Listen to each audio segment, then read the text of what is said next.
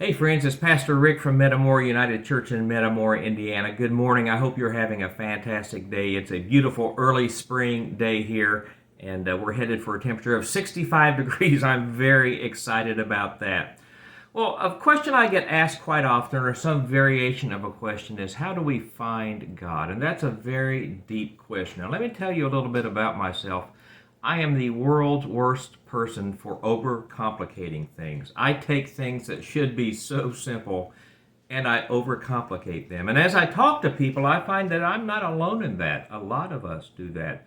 So, this deep, deep question of how do I find God? Well, I stumbled upon a poem recently by an Indiana author, and I'm not much of a poetry guy, but I've been reading this poem over and over and over because it really, really speaks to me. It's by an Indiana author, an Indiana poet named Stacy Savage, and I would like to share it with you today. It's called A Ruby-Throated Messenger. I sat on my bench, hearing the church bells chime, and I watched a tiny bird emerge from my pine. He visited my feeder while getting his fill of sugar water as I sat still. Then all of a sudden he hovered in my face with his wings beating at a rapid pace.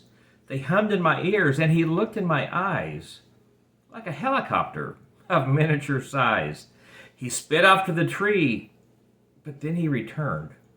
Almost as if he were concerned, he gazed in my eyes at the rain in my soul. Did he know that the day had taken its toll? A smile he brought through the church bell notes. This tiny fellow with a ruby throat, it felt as though he had been sent from above. Maybe it was a gift of my Father's love. Stacy, thank you for that poem. I love that poem. I have read that so many times for the last 2 or 3 weeks. It just speaks so clearly to me about how do we find God. Well, He's always right next to us. It might be the hummingbird at your feeder.